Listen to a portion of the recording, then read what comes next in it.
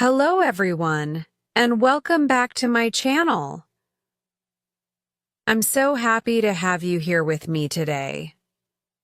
For those of you who don't know me, my name is Selena, and I run this channel where I share tips and strategies for learning English. If you're looking to improve your English listening and speaking skills, you've come to the right place. Today, we're diving into some super valuable techniques to help you boost your listening and speaking abilities, build your confidence, and speak English more fluently. From describing what you're doing, handling unexpected questions, to mimicking native speakers' accents, this chapter has it all. So, let's get started and light up your English listening and speaking skills. Journey. Chapter 1. Introduction and Context Setting. Now, let's talk about something that a lot of us face when it comes to learning a new language, especially English. We've all been there, right? You know you want to speak English fluently, but there's one huge problem. You're often by yourself. Whether you're at home or somewhere without anyone around to practice with, speaking English feels like an impossible task. If you're anything like me, you might even feel a little embarrassed or shy when the opportunity does arise to speak in English. I totally get it. So, why is practicing speaking English so important? Well, we all know that listening, reading, and writing are key parts of learning any language.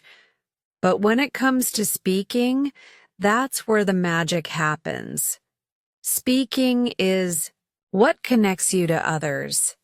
It's how we communicate, express ideas, and truly practice the language we're learning. But let's face it, speaking when you're alone can be really challenging. You might live in a place where finding someone to practice with is difficult. Maybe you don't have any native English speakers in your city. Or perhaps you don't even know anyone who speaks English fluently. That makes it harder to find opportunities to converse and practice real-life situations. You could be in a city filled with tourists, but you still find yourself too shy to start a conversation. It can be daunting to approach someone when you're just not sure if you'll be understood. I know how it feels to hesitate. And let's not forget about the awkwardness of trying to find a speaking partner online. We've all heard about people connecting through platforms like Skype or Zoom, but the idea of reaching out to a complete stranger can make you feel uncomfortable. You might wonder, what if they don't understand me? What if I make a mistake? It can make you second-guess yourself. Now, I want you to know you're not alone in feeling this way. It's a challenge that many English learners face. But don't worry. We can tackle this problem together. In this video, I'm going to share some simple, practical ways to help you practice speaking English when you're alone. And the best part? You don't need a speaking partner to make progress. You just need the right tools and mindset, and that's exactly what I'm here to help you with today. I know you might be thinking, how am I supposed to practice speaking if I'm always alone? Well, that's what we're going to explore. I'm going to give you some fun and creative techniques to start speaking English confidently, even when no one is around. These methods will help you build the habit of speaking so that when the chance to speak with someone does come, you'll be ready. Are you ready to dive in? Great, because I've got a lot of amazing tips lined up for you.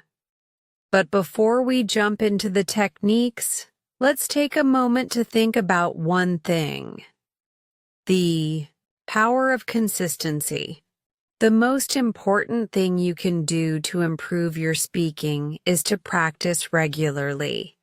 It's like any skill. The more you practice, the better you get. And if you practice speaking every day, even for just a few minutes, you'll see real progress. I'm here to show you how you can do that, even if you don't have someone to practice with. So, stick with me as we break down how to make speaking practice a part of your daily routine. Whether you're brushing your teeth, walking around the house, or just relaxing in your living room, there are countless ways to get those speaking muscles moving. By the end of this video, you'll feel more confident about speaking English, and you'll know exactly what to do to start practicing today. All right, let's get started. Chapter 2: The Challenge of Practicing Speaking Alone. Now that we've introduced the topic, let's dive deeper into the challenge that many of us face when it comes to practicing speaking English.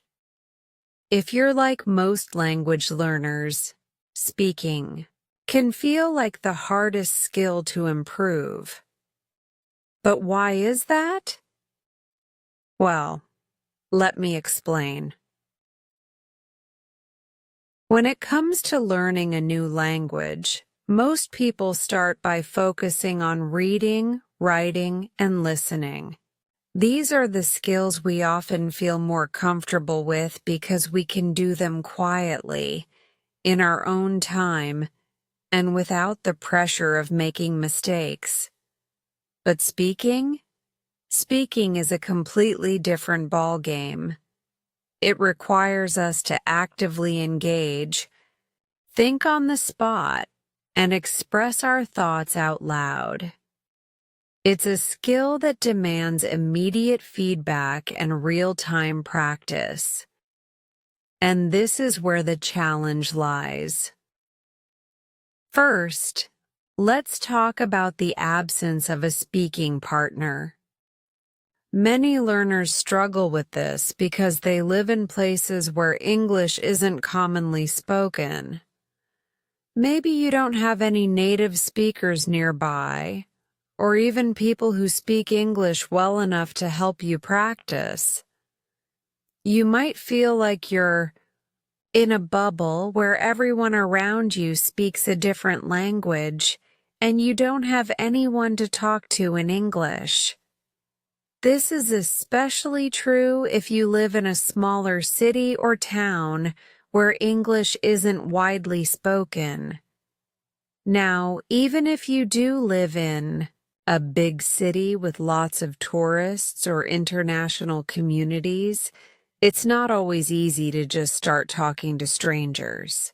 It can feel awkward to walk up to someone and ask if they speak English, especially if you're unsure about your own language skills. You may worry about making mistakes in front of others, which can create a sense of anxiety. And let's be honest, sometimes it just feels a little intimidating to approach someone you don't know, even if they are a tourist or fellow English speaker. I've been there myself, so I totally understand how that feels. And let's not forget about the virtual aspect. These days, there are many online platforms where you can connect with native speakers or other learners to practice English. However, even these platforms come with their own challenges. Some of us might be hesitant to reach out to a stranger online. It can feel strange and a bit uncomfortable to start a conversation with someone you've never met before, especially if you're not used to speaking English in real-life situations. It's not just about finding a conversation partner. It's about feeling ready to engage in that conversation and overcoming the nervousness that comes with it. For some of you, it might even be about language barriers with people from different countries or regions. English is spoken around the world, but people's accents, vocabulary, and sentence structures can vary significantly. This can be intimidating, especially if you don't feel confident in your understanding of different accents. You might be concerned that you won't be able to understand them, or worse, that they won't understand you. It's easy to become frustrated when you're trying to communicate, and it feels like you're not getting your point across. Another challenge many learners face is self-doubt. We often hold ourselves to high standards, especially when it comes to speaking a foreign language. We fear making mistakes, and sometimes that fear can paralyze us. We might think, what if I say something wrong? What if they don't understand me? What if I sound silly? These thoughts can create a mental block that stops us from practicing altogether. And the longer we avoid speaking, the harder it becomes to get started again. But here's the thing. We can overcome these challenges, and we don't need to have a speaking partner right by our side to make progress. Sure, having someone to practice with is great, but it's not a requirement. The key is finding ways to practice speaking English on your own, in a way that feels natural and comfortable. For you, there are many simple and effective ways to practice speaking without feeling overwhelmed or self-conscious. The reality is, we all face these challenges. They're part of the process of learning. But the great thing is that with time and consistency, we can turn these challenges into opportunities. Every time you push through the discomfort of speaking, you grow stronger and more confident in your abilities. The more you practice, the more comfortable you'll feel, and the better you'll get at speaking. And that's exactly what we're going to explore in this video. While speaking alone can be difficult, it's definitely not impossible. In fact, there are tons of practical techniques and creative solutions that you can use to practice speaking, even when you're on your own. So don't let the challenges stop you. Embrace them, and let's work together to overcome them.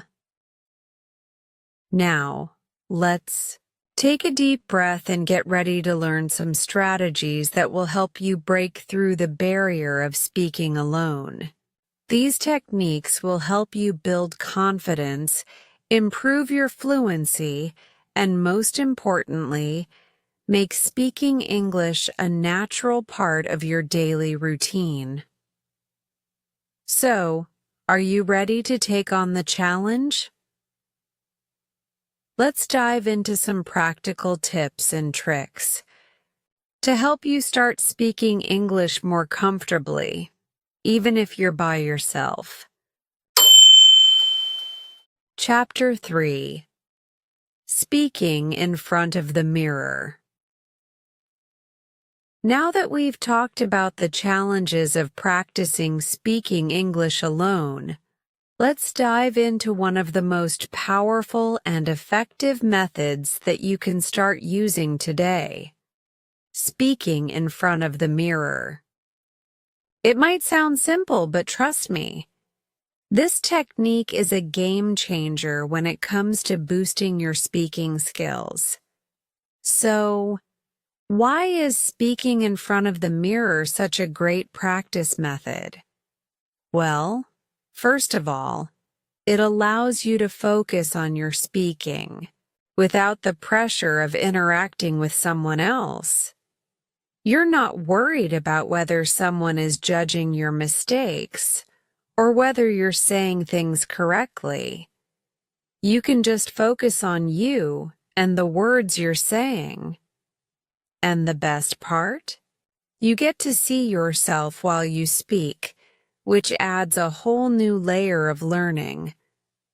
When you stand in front of the mirror, you not only hear yourself, but also see your mouth movements, facial expressions, and even your body language.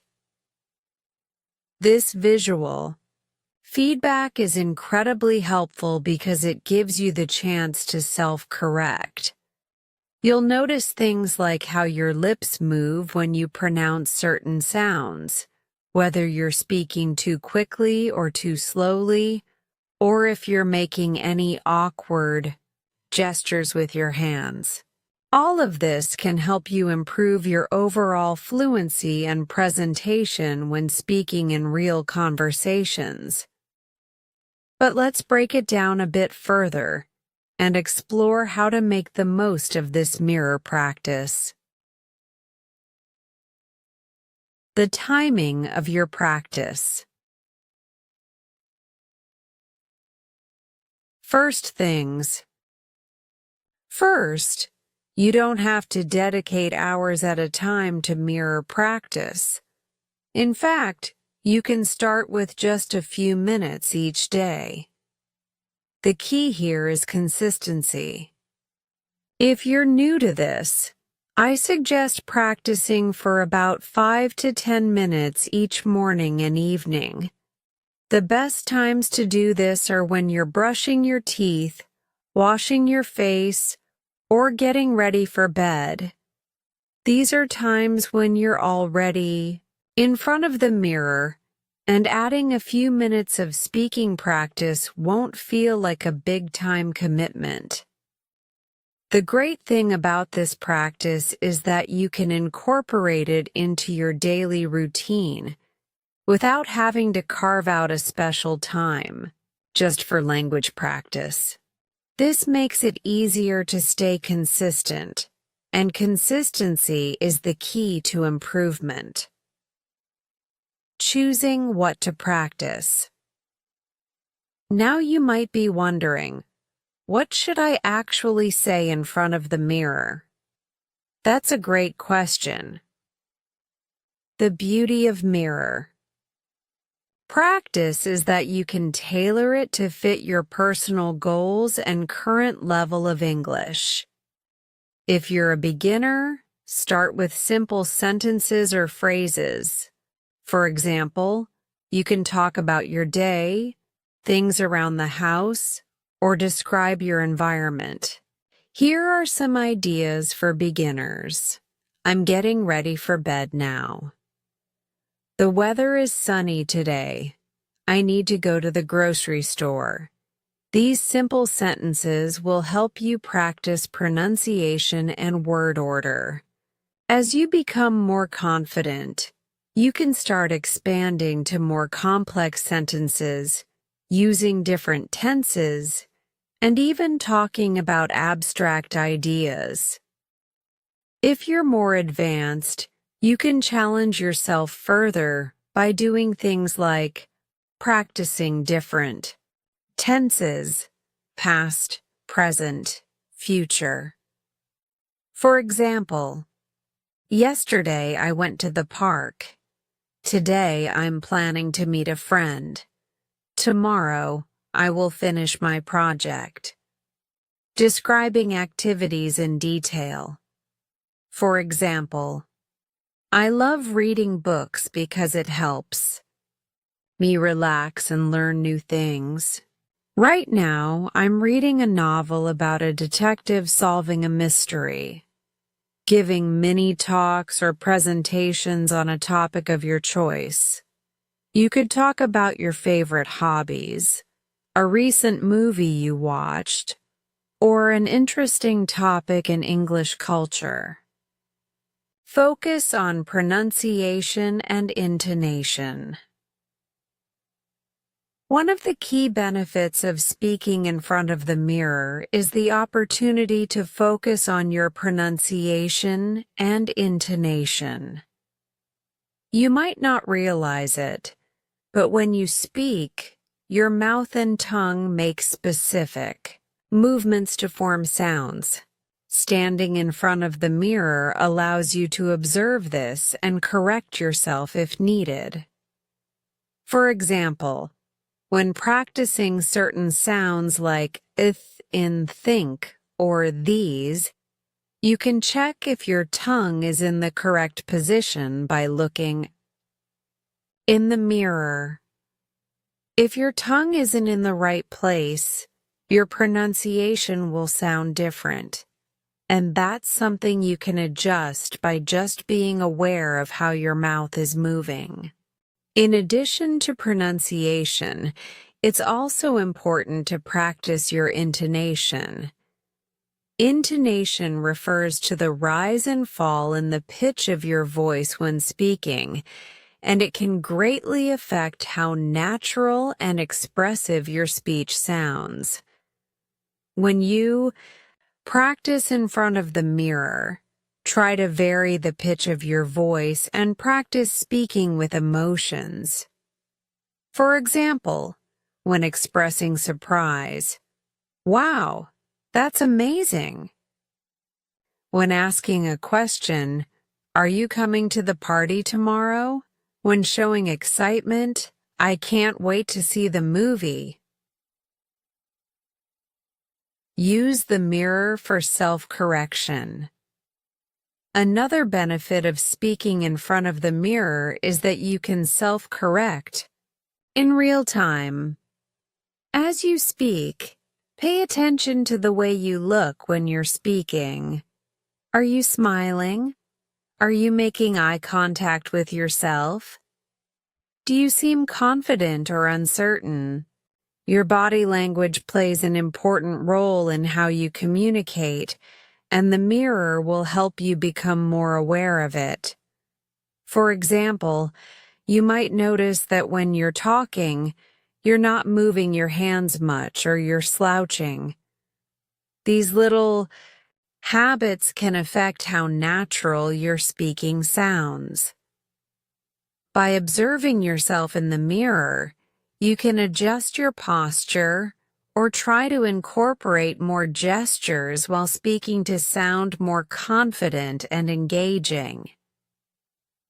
The power of reflection. Another powerful aspect of mirror practice is that it allows you to reflect on your progress. When you first start, it may feel strange or awkward, but as you continue to practice, you'll notice changes. Your voice will sound more confident, your speech will flow more smoothly, and you'll start to feel more comfortable with the language. This reflective practice is not just about improving your speaking, but also about improving your self-awareness as a learner. By regularly speaking in front of the mirror, you can track your improvement and identify areas where you need to focus more attention. You might even notice that certain words or phrases are becoming easier to pronounce, and that can be a huge confidence booster. Extra tips for mirror practice. Start with easy, everyday sentences and gradually increase the complexity of what you say. Try recording yourself while you practice. This will give you even more feedback on your pronunciation and fluency. Use props or prompts to make your practice more interesting. For example, use flashcards with vocabulary or random topics to discuss in front of the mirror. Talk about your feelings. Speak about how you're feeling today, or describe your emotions. This will help you practice expressing yourself in English naturally. Conclusion. Speaking in front of the mirror is an incredibly useful tool to improve your speaking skills. It's simple, accessible, and gives you immediate feedback. Whether you're a beginner or an advanced learner, this technique can help you become more comfortable with speaking, improve your pronunciation, and build your confidence. So, next, time you're in front of the mirror. Instead of just looking at yourself, start talking. Practice those sentences. Check your mouth movements. Focus on your tone and reflect on your progress. The more you do this, the better you'll get at speaking English naturally and fluently. Trust me, it works. All right, that's it for this chapter. Let's move on to the next technique that will help you continue to improve your English speaking skills. Stay tuned. Chapter 4. Practicing Collocations. In the previous chapters, we've discussed some of the basic techniques for practicing speaking English, such as speaking in front of the mirror. Now, let's dive into something that can really take your speaking skills to the next level: practicing collocations. You might be wondering, what exactly are collocations? Well, collocations are groups of words that are commonly used together in English. These are natural word combinations that native speakers use on a daily basis, without even thinking about them. For example, we say make a decision rather than do a decision, or we say take a photo instead of make a photo. So, why are collocations so important? When you learn collocations, you're not just memorizing individual words, you're learning how to naturally combine them in a way that sounds fluent and native-like. Using the right collocations can make a huge difference in how natural and confident you sound when speaking English. Instead of speaking in a way that sounds textbook or mechanical, you'll start speaking more naturally, just like a native speaker would. Let's break it down and explore how you can practice collocations in a way that will boost your fluency and confidence. I'll guide you through the steps, give you some examples, and show you how to use collocations effectively in your everyday speaking practice. Understanding collocations. To start, let's understand the different types of collocations. While there are many types, here are some of the most common ones. Verb plus noun collocations. These are combinations where a verb is paired with a noun. For example, make a decision, not do a decision. take a break, not make a break. Catch a cold, not take a cold. Adjective plus noun collocations. These are combinations where an adjective goes with a noun. For example, strong coffee, not powerful coffee. Heavy rain, not big rain. Loud noise, not strong noise. Adverb plus adjective collocations. These are combinations where an adverb is used to describe an adjective. For example, highly effective, not strongly effective. Extremely tired, not really tired. Totally different, not completely different. Verb, preposition collocations. These are combinations where a verb is followed by a preposition. For example, rely on, not rely to, suffer from, not suffer of. Look forward to, not look forward for. By understanding and recognizing these common combinations, you'll notice that you're speaking more like a native English speaker. It's not about translating directly from your first language. It's about learning these natural patterns and applying them to your own speech. How to practice collocations. Now that you know what collocations are, let's talk about how to practice them effectively. Here's a step-by-step approach that you can use to incorporate collocations into your speaking practice. Step 1. Start by learning common collocations. To begin practicing collocations, start with the most common ones. There are thousands of collocations in English, but you don't need to learn them all at once. Focus on the ones that are most relevant to your daily life. Here are a few examples to get you started. Have a good time. Make an effort. Do your homework. Take a deep breath. Get ready. Give advice. Write these down and practice saying them out loud. At first, it may feel a bit unnatural, but over time, they will become second nature. Step 2. Use flashcards to practice.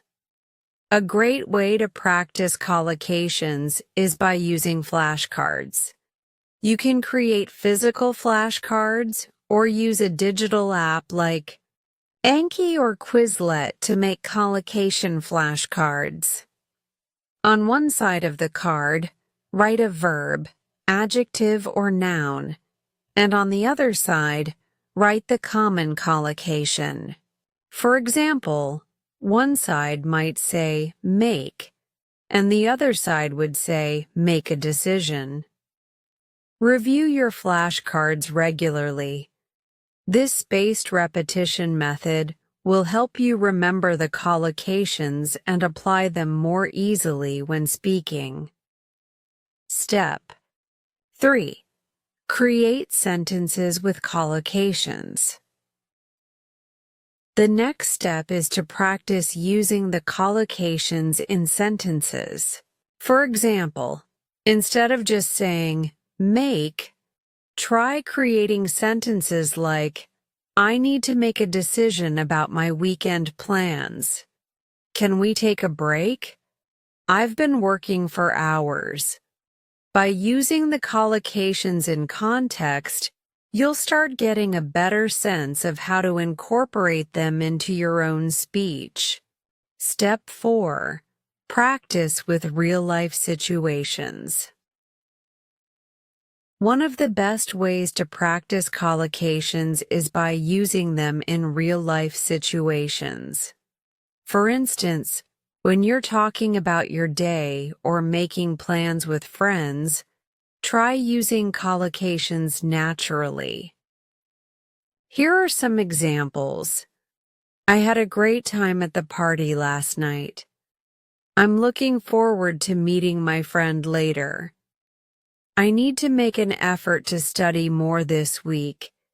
You can even imagine scenarios and talk to yourself in front of a mirror or record your voice while you use the collocations. The more you practice using them in conversations, the more natural they will become. Step 5. Practice with media. Another fun and effective way to practice collocations is by listening to English media, such as podcasts, movies, TV shows, or YouTube videos. Pay attention to how native speakers use collocations in real-life conversations. Whenever you hear a collocation, pause the video or audio and try to repeat it out loud. This will help you internalize the natural flow of English and pick up new collocations that you can use yourself. For example, if you're watching a TV show and you hear the phrase, "take a chance," pause and say it aloud. Then, use that collocation in your own sentences, like, "I'm going to take a chance and apply for that job." Query. Why collocations are key to fluency. So, you may be wondering, why should I focus on collocations? Well, there are several reasons why learning and using collocations is so important. Sound more natural. When you use collocations, you sound more fluent and natural. It's how native speakers talk. If you learn these combinations, your speech will flow more smoothly, and you'll avoid sounding like you're translating directly from your first language. Improve your vocabulary. Collocations help you expand your vocabulary. Instead of just learning individual words, you learn phrases and expressions that are commonly used together. This gives you a wider range of language to use in different situations. Increase your confidence. When you start using collocations correctly, you'll feel more confident because you'll know you're speaking the language like a native speaker. This confidence will encourage you to keep practicing and using English in more real-life situations. Enhance your listening skills. Learning collocations also helps you improve your listening skills. When you listen to native speakers, you'll recognize common word combinations, which makes it easier to understand what they're saying. Final tips for practicing collocations. Before we wrap up, here are a few final tips to help you with your collocation practice. Be patient. Like any other aspect of language learning, mastering collocations takes time. Be patient with yourself and practice regularly. Make it a habit. Incorporate collocation practice into your daily routine. Whether you're speaking, writing, or even thinking, try to use collocations as much as possible. Keep learning. English is a living language, and new collocations are created all the time. Keep your ears open and learn new ones as you go. Conclusion: practicing. Collocations is an incredibly powerful way to improve your fluency and make your English sound more natural. By incorporating collocations into your speaking, writing, and listening practice, you'll not only sound like a native speaker, but also feel more confident using the language in real-life situations. Remember, the more you practice collocations, the more they'll become a natural part of your speech. So start today and keep practicing. You'll see the difference in no time. All right, now let's move on to the next technique in our series of speaking practice tips. Keep up the great work. Chapter 5: Using Short Audios for Practice. Welcome back. Now that we've covered speaking in front of the mirror and practicing collocations, we're going to move on to a fantastic technique that's not only effective, but also fun: using short audios for practice. If you're looking for a way to improve your speaking and listening skills at the same time, short audios are an excellent resource. Listening to short audio clips can help you hone your pronunciation, improve your listening comprehension, and even boost your confidence when speaking. This method is especially useful because it allows you to practice in manageable chunks, so you're not overwhelmed by long lectures or videos. In this chapter, I'm going to explain why using short audios is so effective, how you can practice with them, and how to make the most out of this technique. Why short audios work so well. Before we dive into the practical side of things, let's talk about why using short audios is such a great idea for learning English. Focused learning. Short audios give you a focused listening experience. You don't have to sit through a long conversation or video. Instead, you're listening to bite-sized pieces of language, which allows you to focus on specific sounds, words, or phrases. This is ideal for practicing pronunciation, intonation, and understanding how native speakers use the language. Easier to digest. Because the audios are short, they're much easier to digest. You can listen to a single clip multiple times if needed, helping you absorb the material more effectively. This prevents information overload and ensures that you can focus on mastering smaller sections at a time. Repetition is key. The key to language learning is repetition, and with short audios, you can listen to the same clip over and over again without getting bored.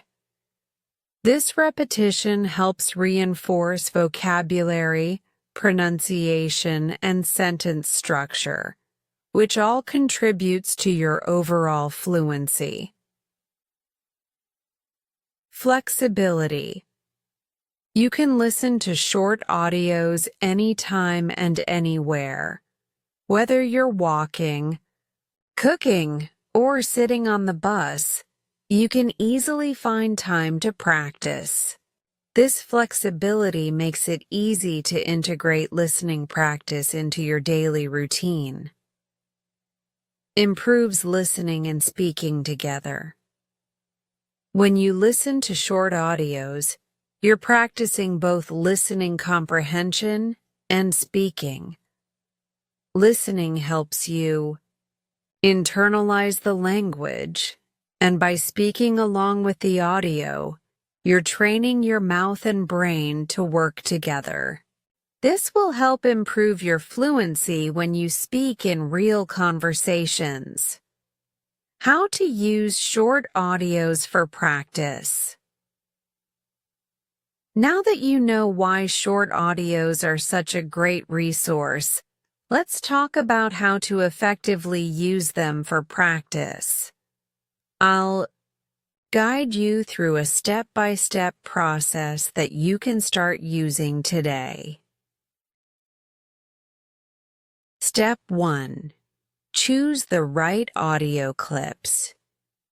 The first step is to choose the right type of audio clips. You want to select short pieces of audio that are appropriate for your level and are interesting to you.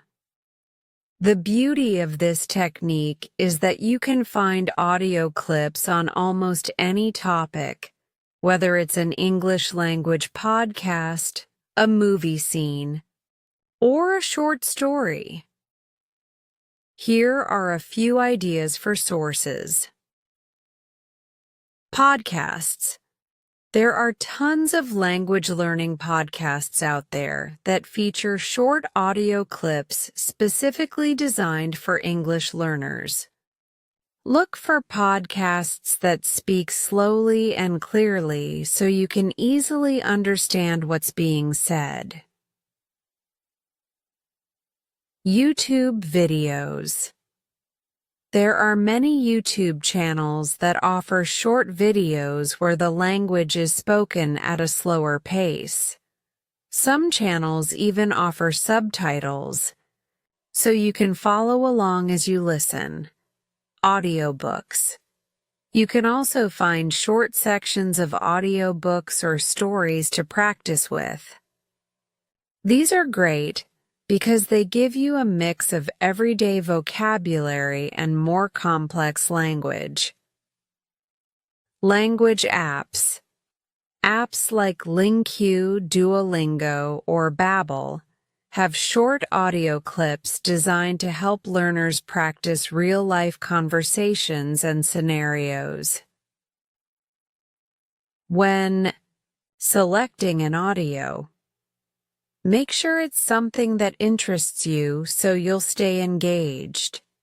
If the audio is too difficult, you might feel frustrated, and if it's too easy, you won't be challenged enough.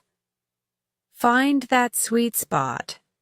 Something that's a bit above your current level, but not too difficult to understand. Step 2. Listen carefully and take notes.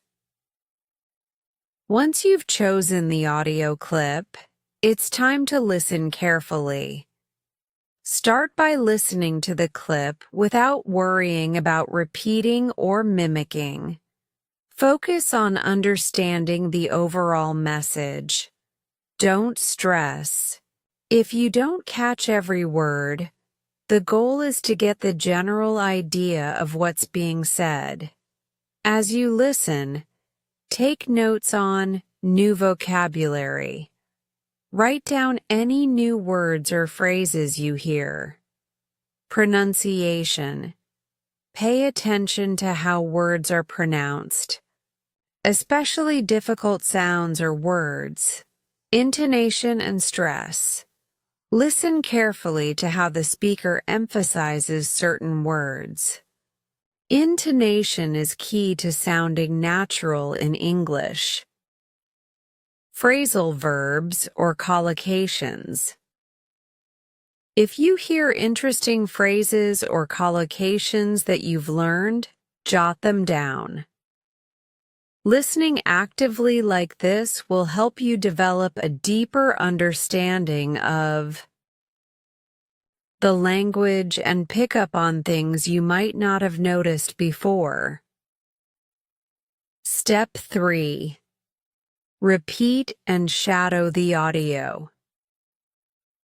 After you've listened to the clip once, it's time to start practicing by repeating the audio. This is where the shadowing technique comes.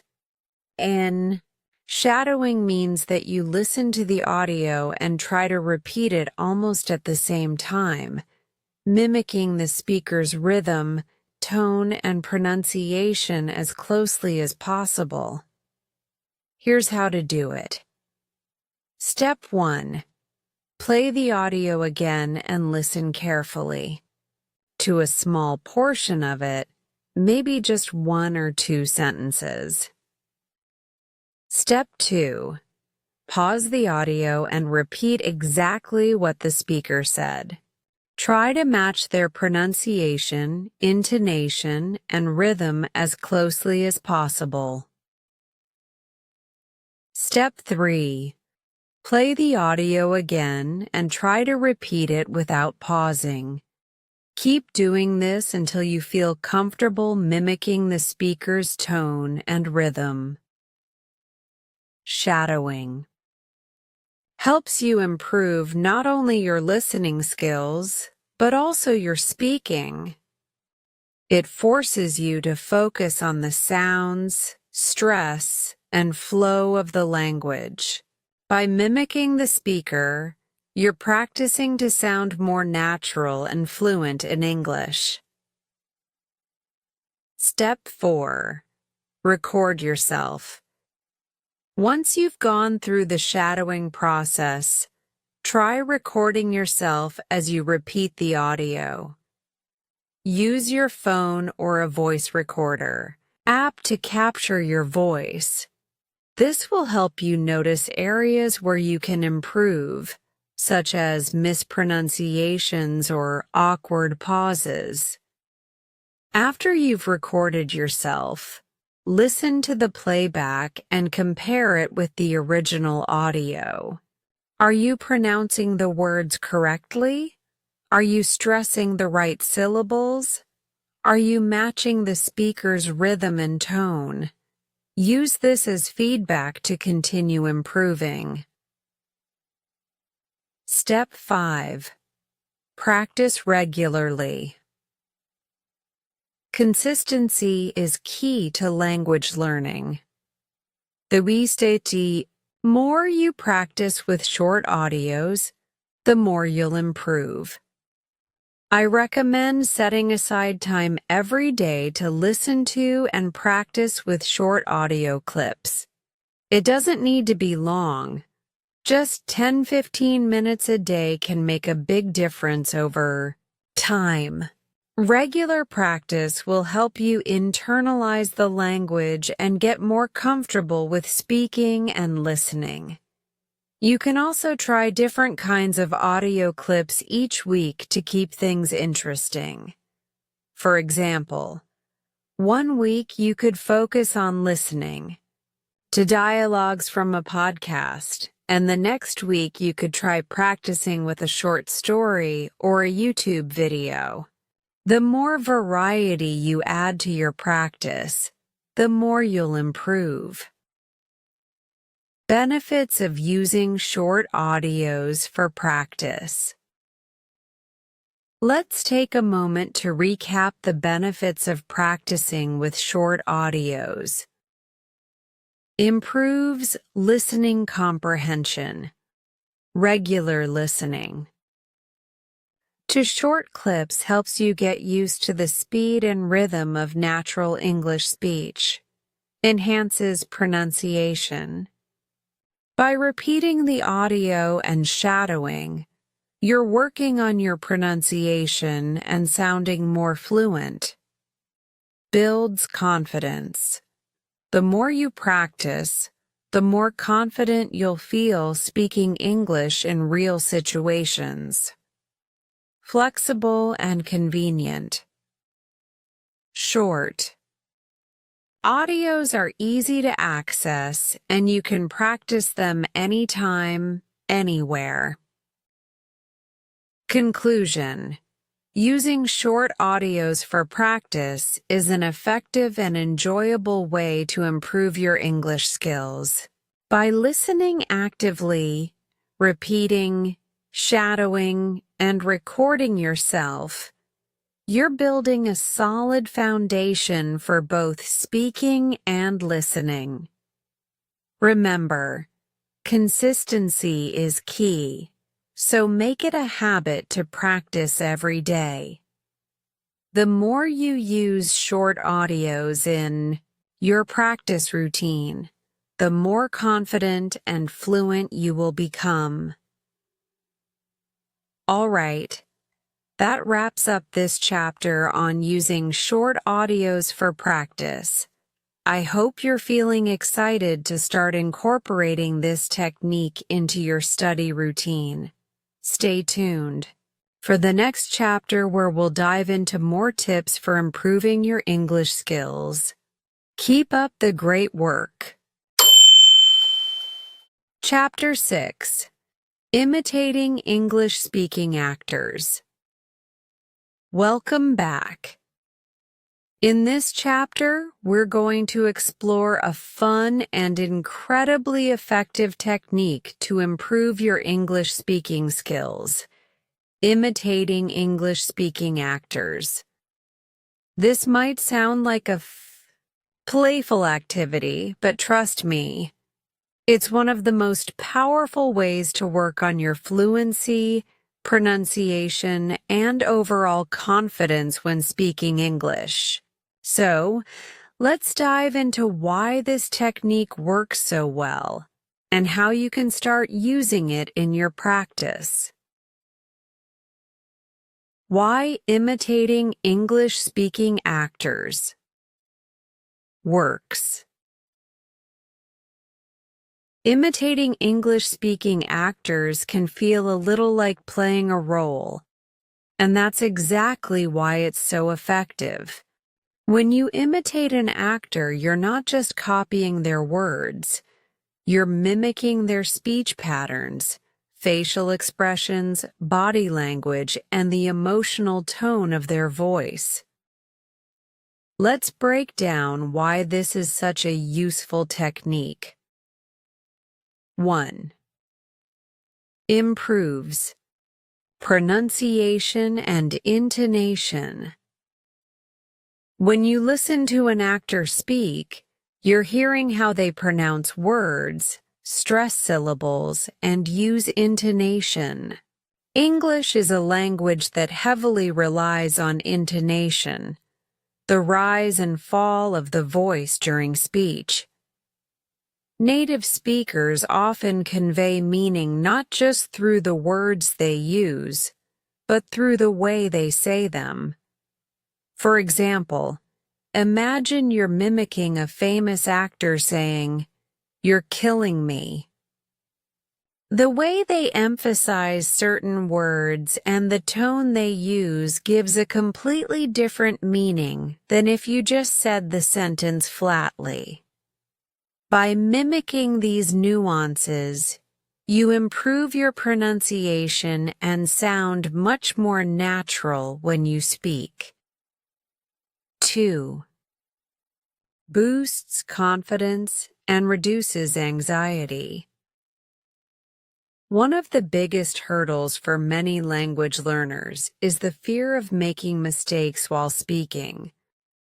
Imitating an actor is a fun way to overcome this fear. Since you're not yourself when you're copying an actor, you can feel less self-conscious about making mistakes.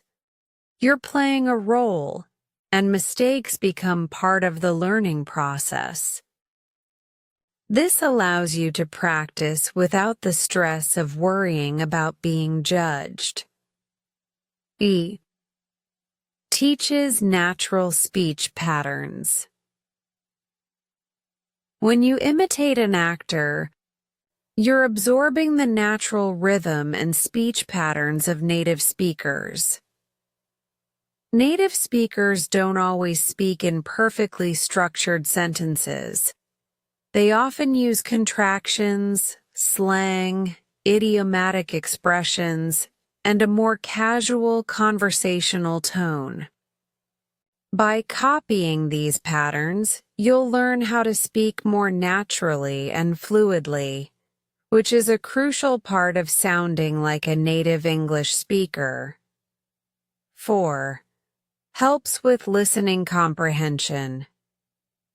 Another benefit of imitation is that it improves your listening comprehension. In order to imitate someone accurately, you need to pay close attention to how they pronounce words, their rhythm, and the emotions behind their words. The more you practice listening to these small details, the better you'll get at understanding spoken English in everyday conversations. How to imitate English-speaking actors. Now that you understand why this technique is so powerful, let's look at how to imitate English-speaking actors in a way that will maximize your learning. You might think this is something that can only be done in movies or TV shows, but you can use this technique in many different contexts. Here's a step-by-step guide to get started. 1. Choose an actor or actress you admire. The first step is to choose an actor or actress whose speaking style you admire and find interesting. It's best to pick someone whose accent and speaking style match the type of English you want to practice. For example, if you're interested in American English, you might choose an actor from Hollywood. If you prefer British English, you could pick a British actor. The key is to choose someone whose voice and acting style resonate with you, as this will make the practice more engaging and enjoyable. Some examples include American actors: Leonardo DiCaprio, Will Smith, Emma Stone, Meryl Streep. British actors: Benedict Cumberbatch, Tom Hiddleston, Emma Watson, Daniel Craig. Australian actors: Hugh Jackman, Nicole Kidman. You can even choose a character from a movie or TV show if you feel a connection with that character's speech style. Maybe you love how Sherlock Holmes, played by Benedict Cumberbatch, speaks, or how the character of Hermione Granger, played by Emma Watson, articulates her words. 2. Select short clips. Once you've chosen an actor or actress, select short clips from movies, TV shows, or interviews where they speak clearly and distinctly. The goal is to start with short, manageable pieces, so pick clips that are no longer than 30 seconds to a minute long. If you're a beginner, it's better to start with simpler, slower speech. You can pick a scene where the actor is having a normal conversation or giving an interview, something where they speak at a comfortable pace. As you progress, you can gradually move on to faster-paced dialogue, such as action scenes or intense speeches, to challenge yourself. 2.3. Listen actively and pay attention to details. Before you even try to imitate the actor, listen to the clip several times. Focus on the following aspects. Pronunciation. Listen carefully to how the actor pronounces certain words. For example, how do they pronounce the th sound in words like think or this? Do they speak quickly or slowly? Intonation. Pay attention to how the actor's voice rises and falls. Do they emphasize certain words or phrases? For example, if they say, "I didn't do anything wrong," Notice how their voice might rise on wrong to express emotion. Pauses and rhythm. Notice the pauses between phrases. In real-life conversations, people don't speak in continuous sentences. They pause and use natural breaks. Mimic these pauses in your imitation. Emotion and expression. Understand the emotional tone behind the words. Are they angry, excited, sad, or happy? Imitating the emotions behind the words is just as important as mimicking the words themselves. 4. Start imitating. Once you've listened to the clip a few times, start imitating. Repeat the actor's lines exactly as they say them. This is called shadowing. The idea is to speak at the same time as the actor, matching their tone, pronunciation, and rhythm. First attempt. Play the audio and try to repeat after the actor. If you can't keep up, don't worry. Pause and repeat again until you're comfortable. Practice in chunks. Instead of trying to mimic the entire clip all at once, break it down into smaller chunks. For example, imitate one sentence or phrase at a time. Focus on accuracy. At first, focus on being as accurate as possible in terms of pronunciation, intonation, and rhythm. You'll find that with time, you'll be able to match the actor's speech more naturally. 5. Record yourself and compare. After imitating the actor, it's time to record yourself. Listen to the recording and compare it with the original clip. Are you pronouncing words in the same way? Is your intonation similar? Are your pauses in the right places? Listening to yourself will help you pinpoint areas where you can improve. Self-correction. As you compare, make note of the areas that need improvement and focus on practicing those parts. For example, if you notice you're not matching the rhythm, practice that part until you get it right. 6. Repeat and build confidence. Imitation is all about repetition. The more you repeat, the more natural you'll sound.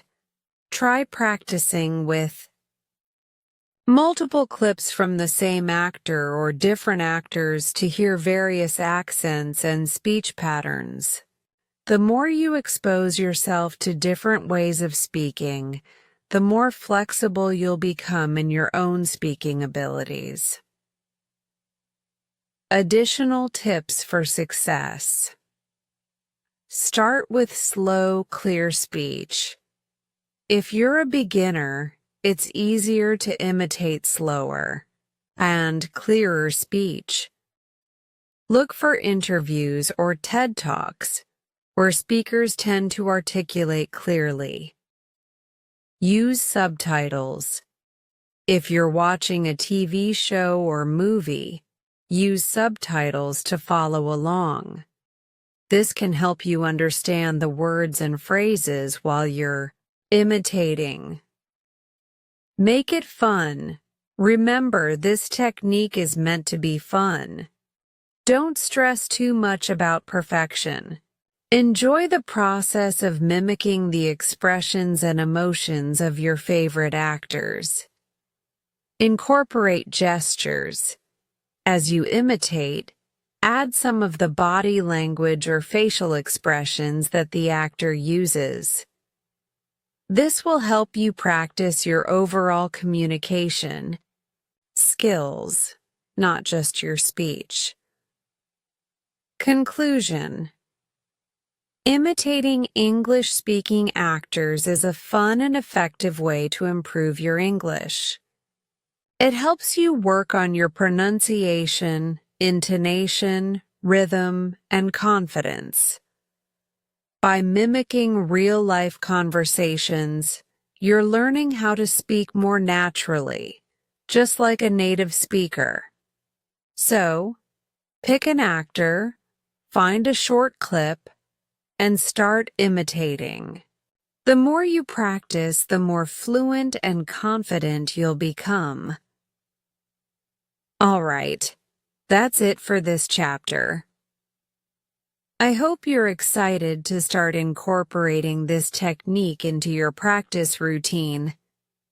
Keep up the great work, and in the next chapter, we'll explore even more ways to continue improving your English speaking skills. Chapter 7. Sending Audio Messages. Welcome back. In this chapter, we're going to explore a fun and highly effective technique for practicing your English: sending audio messages. This method may sound simple, but it's incredibly powerful for boosting both your speaking and listening skills. Sending audio messages gives you the opportunity to practice speaking in real-life contexts without the pressure of a live conversation. Let's dive into why sending audio messages is so beneficial and how you can incorporate it into your English practice routine. Why sending audio messages works so well. Before we get into the practical steps, let's talk about why sending audio messages is such a useful tool for learning English. 1. Reduces the pressure of live conversations. One of the biggest hurdles when it comes to speaking a foreign language is the fear of making mistakes in front of others. With audio messages, you get the freedom to record your message, listen to it, and even re-record it if necessary, all without the pressure of a live conversation. You can take your time to think about what you want to say, and you won't feel rushed or embarrassed if you make a mistake. This is especially useful for those who feel nervous speaking in English or who struggle with self-confidence. Since the person on the receiving end isn't immediately reacting to your mistakes, you can feel more at ease and focus on improving your speaking skills. You can send your message when you're ready and even take a few tries if needed. 2. Builds speaking confidence. Sending audio messages gives you the opportunity to practice speaking regularly, which is key to building confidence. The more you speak, the more comfortable you'll become with your English skills. It's an excellent way to get used to the sound of your own voice in English and to notice areas where you might need improvement. With each audio message, you'll grow more comfortable with your pronunciation and sentence structure. 3. Helps improve listening skills. When you send an audio message, you're also engaging in active listening. You need to listen to your message carefully to make sure it sounds clear and accurate.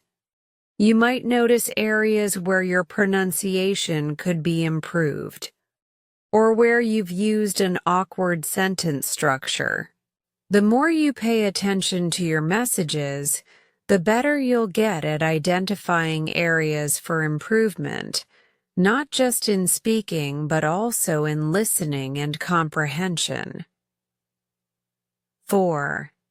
Encourages regular practice. Another great thing about audio messages is that they fit into your life seamlessly. Whether you're sending messages to friends, family, or language partners, you can practice speaking whenever you have a free moment. This is a great way to integrate English practice into your everyday routine. The more you use audio messages, the more consistent your practice will be. And we all know that consistency is key to improvement. How to use audio messages for practice. Now that you know why sending audio messages is such a fantastic technique, let's break down how to use this method effectively. Here's a step-by-step guide to help you get the most out of sending audio messages. 1. Choose a platform. First things first, you need a platform where you can send audio messages. Fortunately, there are plenty of options to choose from, and most of them are free. Here are a few popular ones. WhatsApp, one of the most commonly used apps for sending audio messages. You can send audio messages in individual chats or group chats, and it's easy to use. Facebook Messenger, another popular option for sending quick audio messages. Telegram. This app also allows you to send voice messages, and you can create language. Learning groups to practice with others. Viber, WeChat, Signal. These are additional messaging apps that allow you to send voice messages. Language exchange platforms.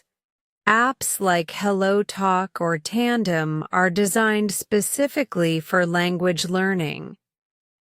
These platforms connect you with language partners who you can send audio messages to in both English and your native language. Pick the platform that you use most often and feel comfortable with, or try out a couple of different apps to see which one you like best. Point 2. Start with short, simple messages. When you're just starting, it's a good idea to keep your messages short and simple. Start by introducing yourself in English or talking about your day in a few sentences. For example, you could say something like, "Hi, my name is Selena, and I live in city. I work as a teacher, and I love reading books in my free time. I had a great day today. I went to the park, and the weather was beautiful." The goal is to get comfortable speaking and expressing yourself.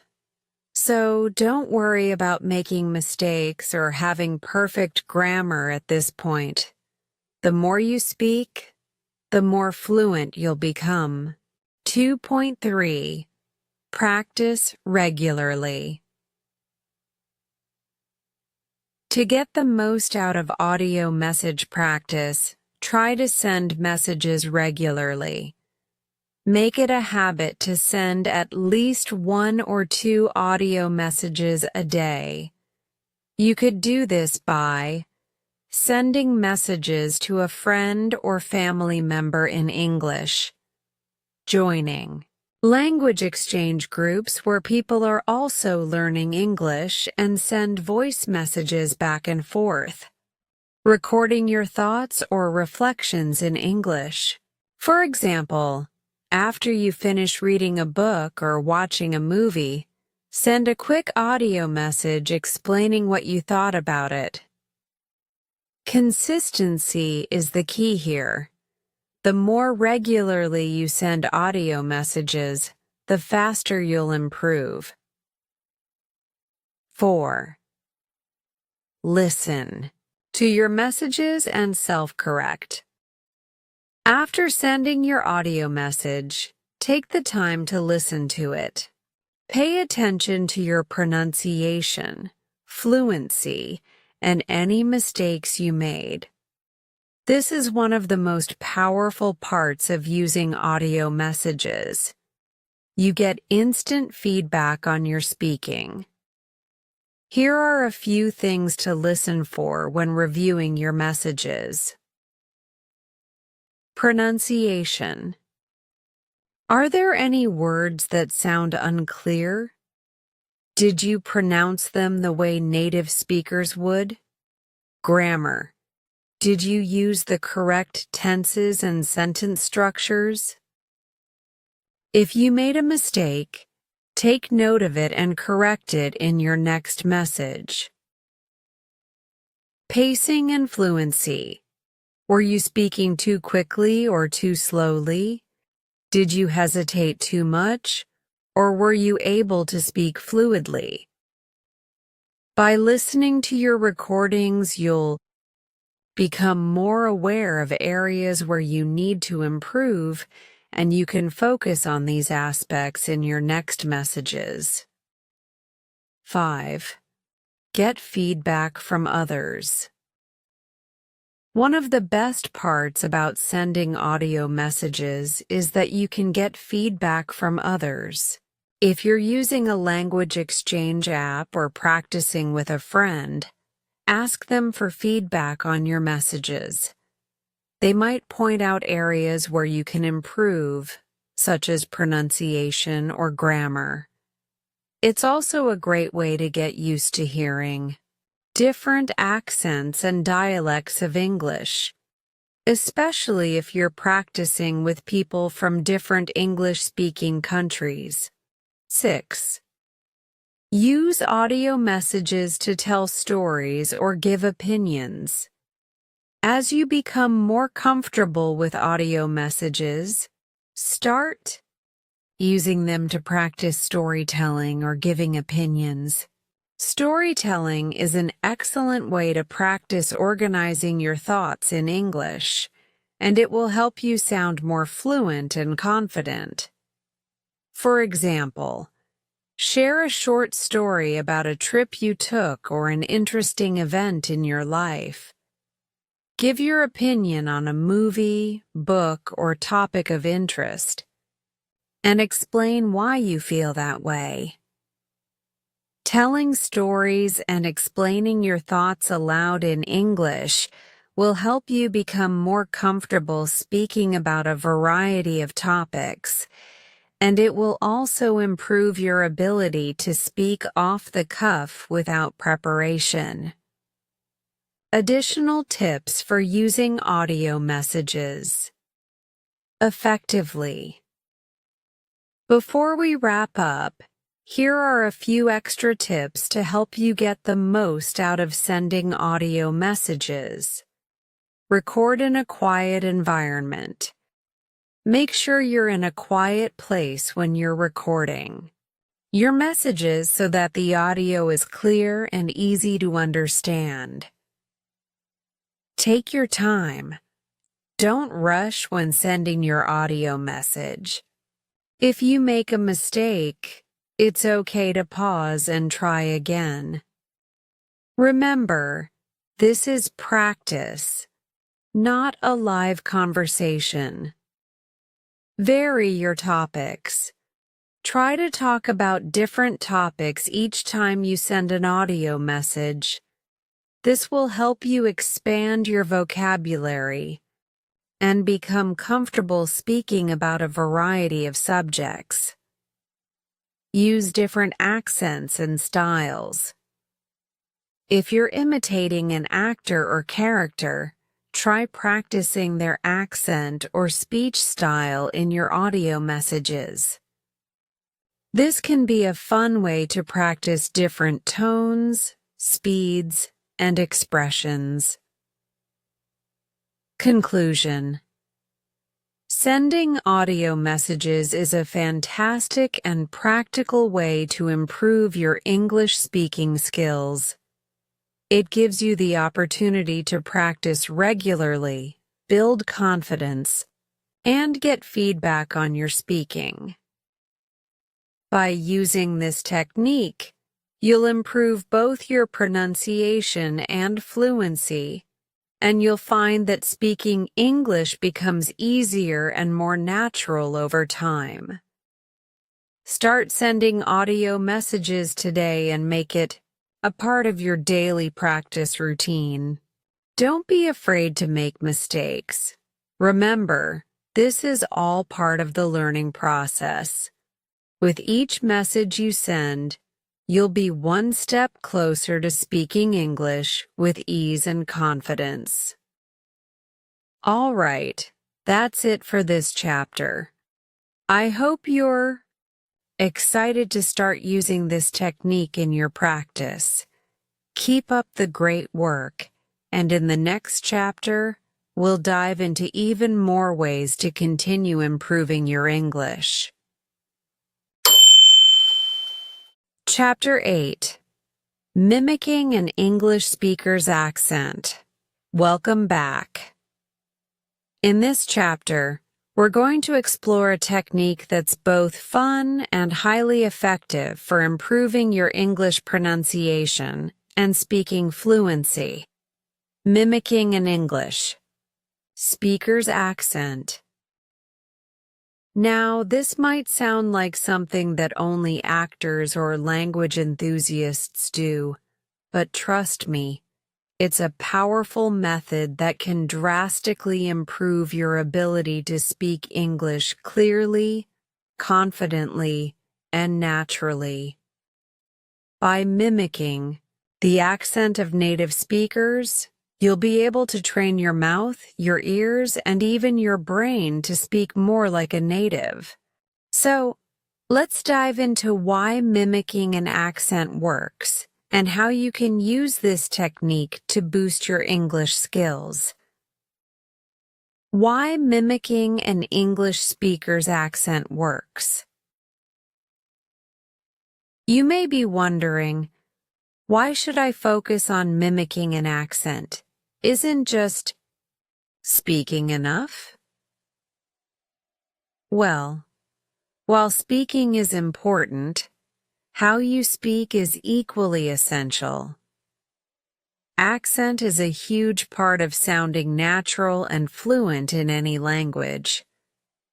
When we speak, our mouth, tongue, and lips all move in specific ways to produce sounds. By mimicking an accent, you're training these muscles to move in a way that's more characteristic of how native speakers speak. Here are a few reasons why mimicking an accent is so effective. 1.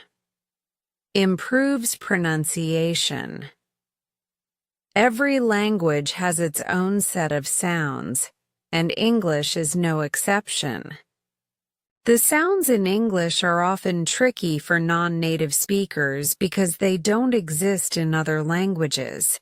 For example, the teach sound in words like think or thee can be difficult for many learners because it doesn't exist in some languages. Mimicking an accent helps you focus on these tricky sounds and get them right. By listening closely to how native speakers pronounce these sounds and then mimicking them, you are improving your pronunciation. Over time, your speech will become more accurate, and you'll sound more natural when speaking English. 2. Enhances intonation and rhythm. English, like many languages, is all about intonation, the rise and fall of your voice as you speak. Intonation can change the meaning of a sentence or convey emotions. When you mimic an English speaker's accent, you're also mimicking their intonation and rhythm. This helps you sound more natural and fluent. For example, in English, questions often have a rising intonation at the end, e.g., "Are you coming to the party?" On the other hand, statements tend to have a falling intonation at the end, e.g., "I'm going to the store." By mimicking these patterns, you'll become more familiar with the rhythm and melody of spoken English. 3. Boosts listening skills. Mimicking an accent is not just about speaking. It's also about listening. To mimic an accent, you need to listen closely to how the speaker pronounces words, phrases, and sentences. You'll pay attention to details like speed, pauses, and emphasis. This helps you develop your listening skills because you are training yourself to notice the subtleties of the language, like how native speakers pronounce words and stress syllables. 4. Builds confidence. Mimicking an accent can also help you feel more confident when speaking English. A lot of learners feel self-conscious about their accents and are afraid that their pronunciation will be misunderstood. By practicing mimicking a native accent, you'll become more familiar with how to say things correctly, which will boost your confidence. You'll feel more comfortable speaking with others, knowing that you're using sounds, intonation, and rhythm that are characteristic of native English speakers. How to mimic an English speaker's accent. Now that we understand why mimicking an accent is so helpful, let's break down the how-to steps for effectively mimicking an accent. This process will involve listening carefully, repeating, and practicing regularly until you feel comfortable. 1. Choose an accent to mimic. The first step in this process is to choose which English accent you want to mimic. There are several varieties of English, so it's important to decide which accent you would like to focus on. Here are a few options. American accent. This is one of the most commonly spoken accents in the world. There are different variations, e.g., General American, Southern, New York, etc. But General American is widely recognized and often considered neutral. British accent. This is a very classic and widely used accent, but there are many variations of British English, including received pronunciation, RP, Cockney, and Northern English accents. Australian accent. The Australian accent has its own unique set of sounds and rhythms that are distinct from both British and American accents. Canadian accent.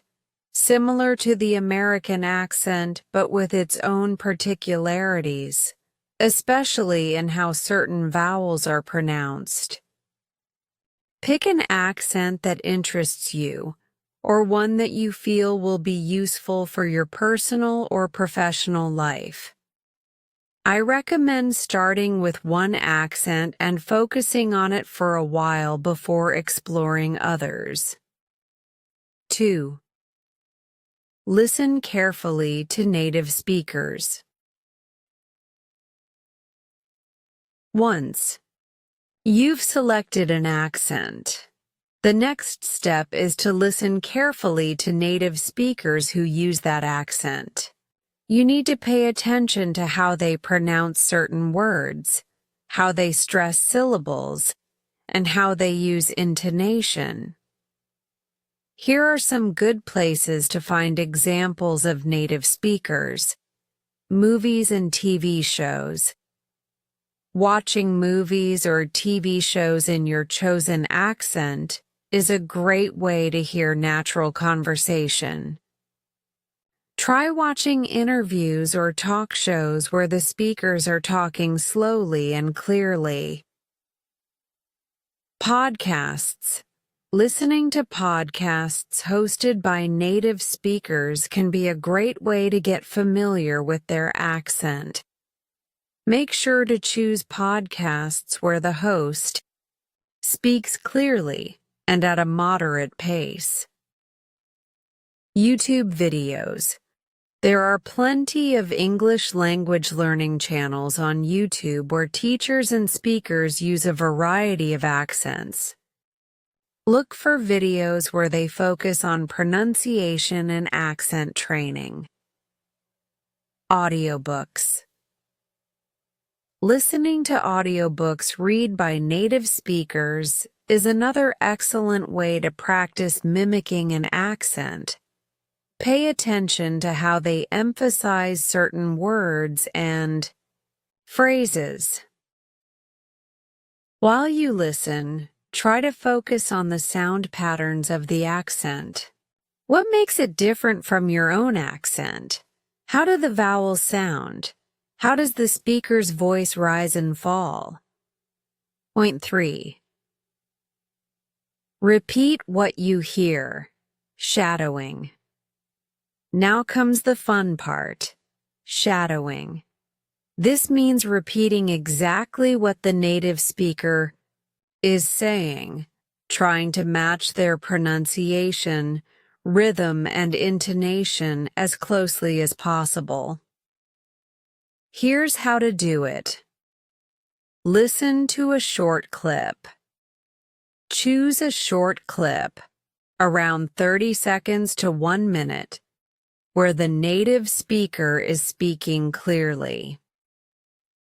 Pause. And repeat. Play the clip, pause it after each sentence or phrase, and then repeat what they said. Try to copy everything, from the way they say each word to their intonation and rhythm. Don't worry about perfection. In the beginning, don't worry about getting it perfect. The goal is to get used to the way the accent sounds and how to produce those sounds in your own speech. 4. Record yourself. Recording yourself is one of the best ways to track your progress. After you've listened to and repeated the clip a few times, record yourself saying the same words or sentences. Then, listen to your recording and compare it to the original clip. Are you pronouncing words in the same way? Is your intonation similar to the native speakers? Are there any words or sounds that you're having trouble with? If you notice any discrepancies, focus on those areas in your next practice session. It might take some time, but with consistent practice, you'll get closer to sounding more like a native speaker. 5. Focus on specific sounds. Certain sounds in English are difficult for non-native speakers, and these are the ones you should focus on when mimicking an accent. Here are a few examples. The sound. In words like think or this, the tongue needs to be placed between the teeth. This sound doesn't exist in all languages, so it's important to practice it. Vowel sounds. English has several vowel sounds that can be challenging. For example, the short I sound in words like sit, and the long E sound in words like see. Consonant clusters. In some accents, consonant clusters, such as STR in street or SPL in splash, are pronounced more clearly than in others. Pay attention to these. Practice these sounds specifically until you can produce them as clearly as possible. Threat 6. Use mimicking to practice different emotions and contexts.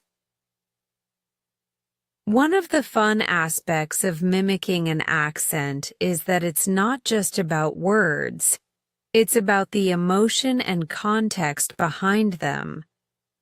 English speakers often adjust their accent, speed, and tone depending on what they're talking about.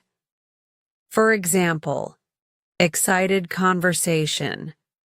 I can't believe it. That's amazing. Serious statement. This is important. You need to listen carefully. Casual chat. Hey, how's it going? Try mimicking these different emotional tones and adjust your voice accordingly. This will help you sound more natural and versatile when speaking. Final tips for mimicking an accent. Be patient. Mimicking an accent takes time, so don't expect perfection overnight. Consistent practice will bring results. Make it fun. The more fun you make the process, the more motivated you'll stay. Pick characters or actors you like and try to imitate them in everyday situations. Record often. Record yourself regularly to track your improvement. Use apps. Some language learning apps, like Elsa Speak, help you practice pronunciation and accents by giving you feedback on your pronunciation. Conclusion. Mimicking an English speaker's accent is a fantastic way to improve your pronunciation, fluency, and confidence. It helps you internalize the sounds, rhythm, and intonation of native speakers, making your speech sound more natural and authentic. So, pick an accent, start listening, and begin mimicking. You'll be amazed at how quickly you improve. All right, that's it for this chapter. Keep practicing, and I can't wait to see how your English improves as you start mimicking different accents. In the next chapter, we'll explore another technique to continue improving your speaking skills. Chapter 9. Shadowing Technique. Welcome back. In this chapter, we're going to discuss one of the most powerful and effective methods for improving your English speaking skills, the shadowing technique. If you haven't heard of shadowing before, don't worry. By the end of this chapter, you'll know exactly what it is, why it works, and how you can start using it to take your English speaking abilities to the next level. So, let's get started. What is shadowing? The shadowing technique is a language learning method that involves repeating what you hear almost immediately after hearing it. In other words, you shadow a speaker's words, mimicking them in real time as closely as possible. This means you're listening to a short clip of native speech, and then you repeat what the speaker says, trying to match their tone, rhythm, and pronunciation. When you shadow, it's not about perfect grammar or making sure every word is said 100% correctly. Instead, it's about training your mouth, your brain, and your ear to process and produce the language in a natural, fluid way. Shadowing is especially useful because it helps you with both listening comprehension and speaking fluency. It's about connecting your listening and speaking skills in a way that prepares you for real-life conversations. Why does shadowing work so well? Now, you might be wondering, why is shadowing so effective? Well, there are several reasons why this technique works wonders for language learners. Let's break it down. 2.1 Improves pronunciation and intonation. By shadowing a native speaker, you'll be exposed to the correct pronunciation and intonation of words and sentences. Pronunciation refers to how you say individual sounds and words, while intonation refers to the rise and fall of your voice when speaking. In English, both pronunciation and intonation are key to sounding natural. When you shadow, you're practicing these aspects by copying exactly how the speaker pronounces each word and uses their voice. This is particularly helpful for learning tricky English sounds that don't exist in your native language. For example, if you shadow someone saying, "I think it's a great idea," you'll focus on pronouncing the th sound in think and mimicking the rising intonation at the end of the sentence. The more you practice this, the more natural your speech will sound. 2. Enhances listening skills.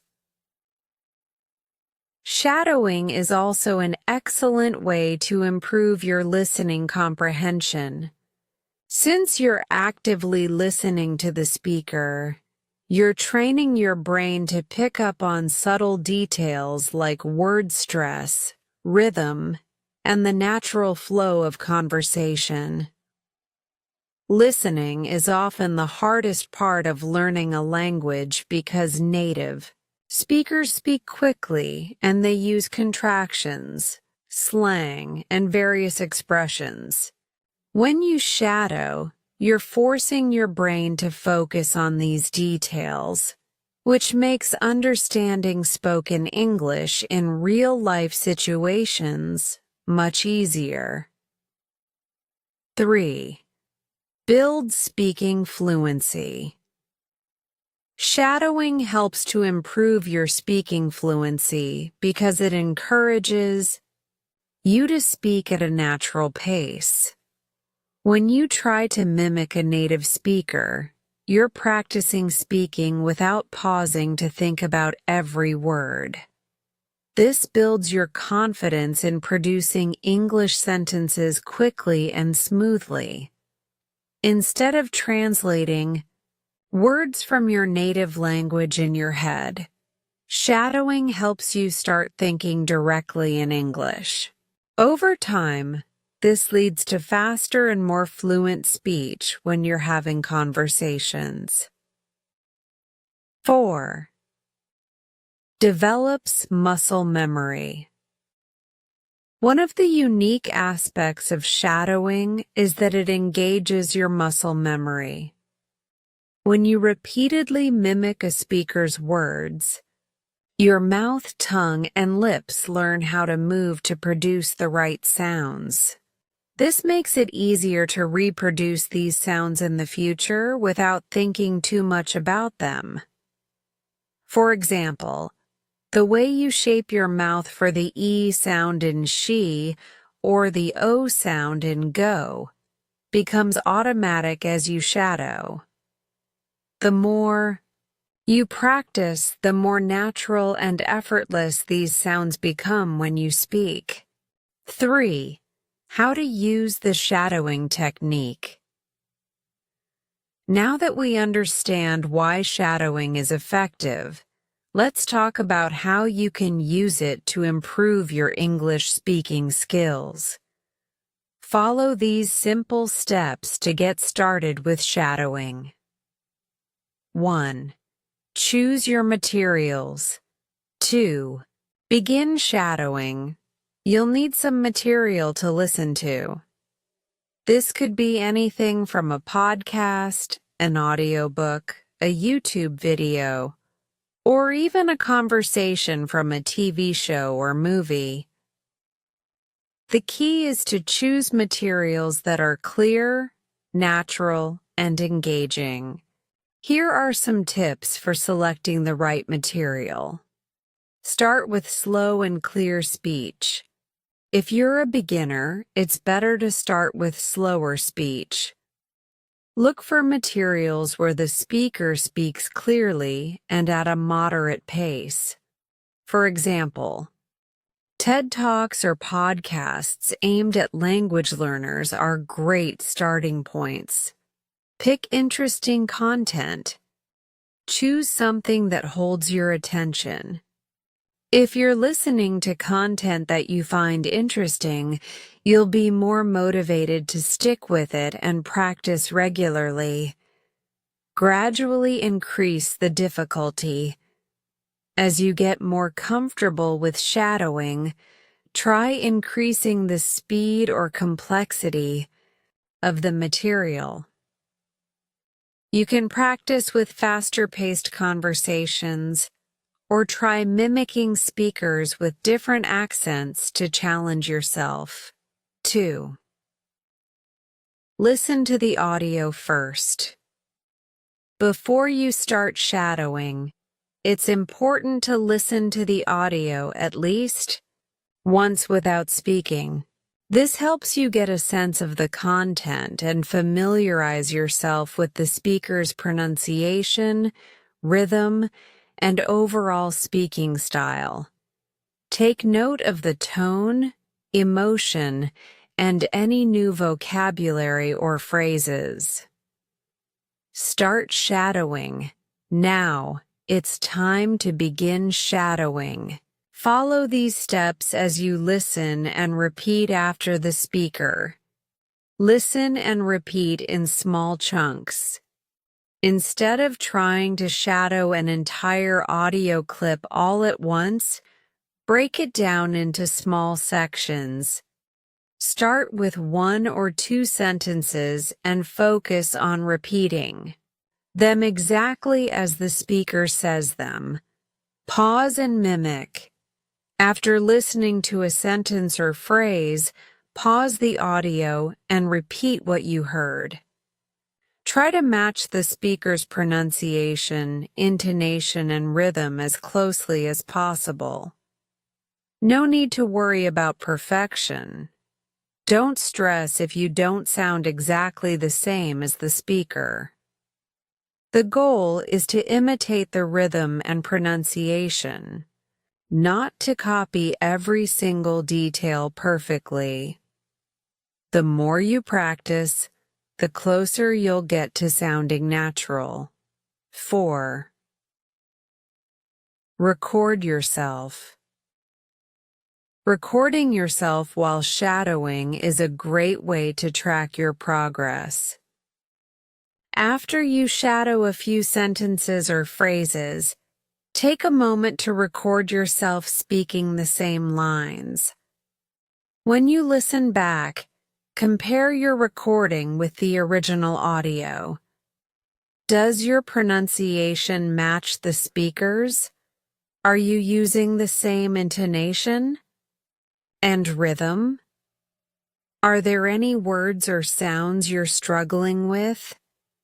By listening to your recordings, you can identify areas for improvement and focus your practice on those. It's also motivating to hear your progress over time. 3.5. Repeat regularly. The key to mastering the shadowing technique is consistency. Try to shadow a little bit every day. Even if you only do it for 10-15 minutes each day, the more you practice, the faster you'll improve. Shadowing daily will help build muscle memory and reinforce your pronunciation and fluency. 6. Challenge yourself. Once you get comfortable with shadowing slower, clearer speech, start challenging yourself with faster or more complex audio. For example, try shadowing dialogue from movies or TV shows where the speakers use natural conversational speech and colloquial expressions. Common mistakes to avoid.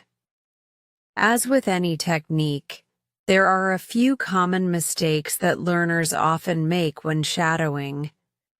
Let's take a look at some of them and how to avoid them. 1. Focusing too much on perfection. It's easy to get caught up in trying to sound exactly like the speaker. Remember, shadowing is about getting comfortable with the flow of the language, not about mimicking every tiny detail perfectly. Don't be discouraged if you don't sound exactly the same as the speaker. Focus on fluency, not perfection. 2. Not listening actively. Shadowing requires active listening. It's not enough to just passively hear the audio. You need to actively listen to the speaker's rhythm, pronunciation, and intonation.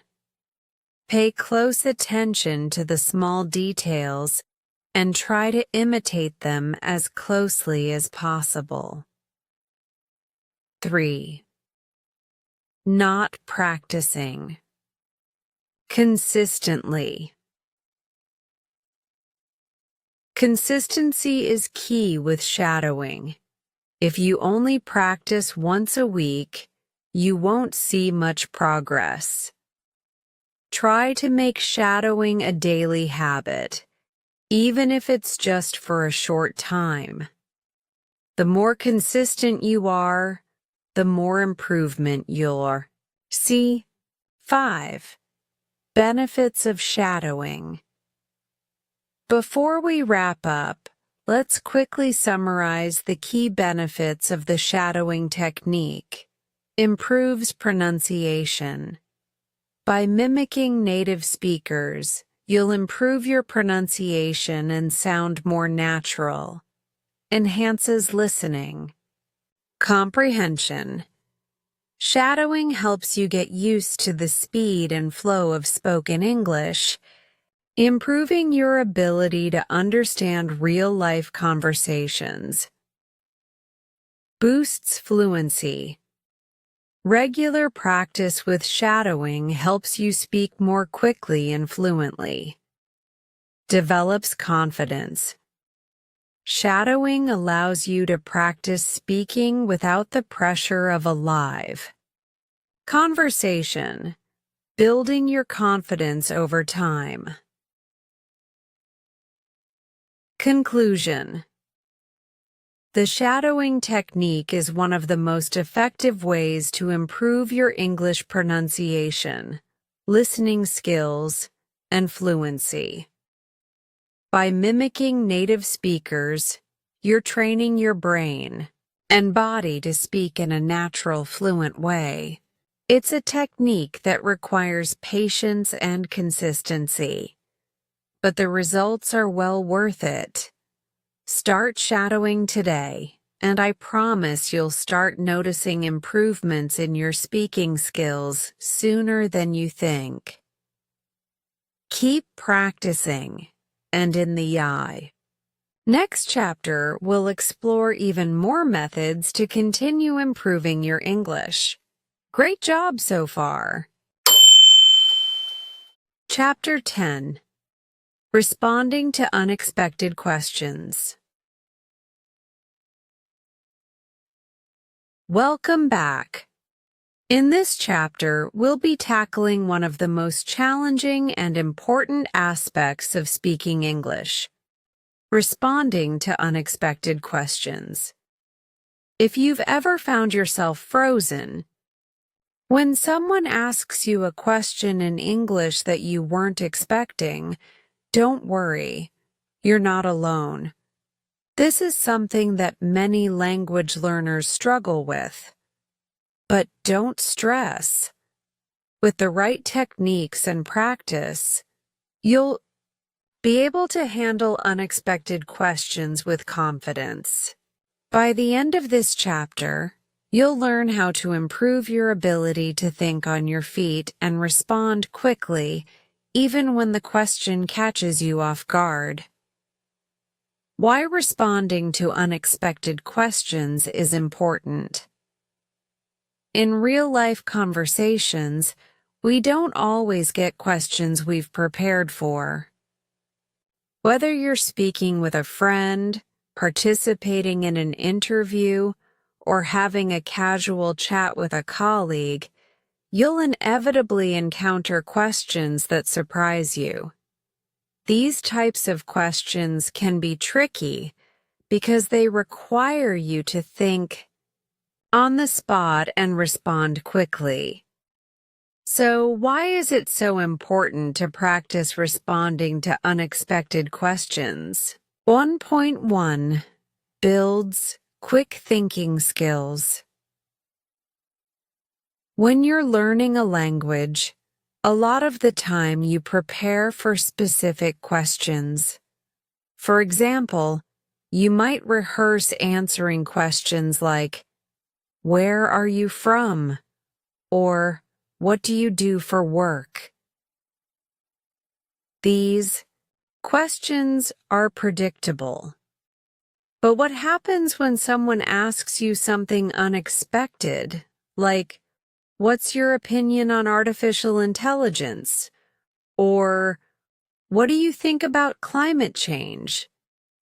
These kinds of questions force you to think quickly. In English, they push you to organize your thoughts and form a coherent response under pressure. Being able to respond to such questions with ease builds your ability to think and speak spontaneously, a key skill in mastering any language. 2. Prepares you for real-life conversations. In real conversations, especially in social or professional situations, you won't always have time to formulate a perfect response. Being able to respond to unexpected questions makes your speech sound more natural and fluent. If you can react smoothly to a question without pausing for too long or getting stuck, you'll come across as more confident and proficient in English. 3. Increases confidence. For many language learners, one of the biggest fears is being caught off guard in a conversation. The fear of not knowing how to respond can make you hesitant to speak at all. But by practicing responding to unexpected questions, you'll increase your confidence. The more you practice, the less intimidating it becomes when someone asks you something you weren't prepared for. How to prepare for unexpected questions.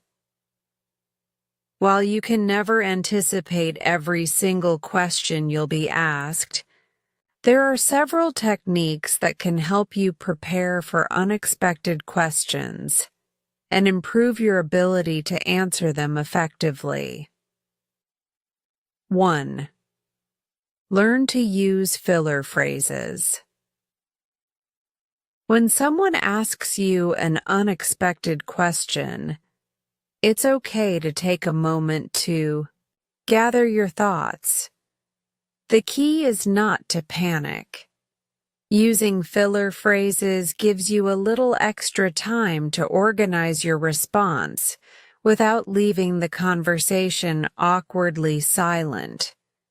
These phrases help buy you time while you think of a good answer. Some common filler phrases include, that's an interesting question. Let me think about that for a moment. That's a tough one, but I think, well, that's a good question. I would say, I'm not sure, but I can try to answer that. These phrases are perfectly natural in conversations, and they show that you're taking the question seriously, even if you need a moment to think. They also prevent you from feeling rushed. 2.2. Develop your opinion on common topics. Unexpected questions often fall into a few common categories. For example, questions about current events. What do you think about the latest news on climate change? Personal opinions. What's your opinion on working from home? Future predictions. How do you think technology will change in the next decade? Personal experiences. What was the best trip you ever went on?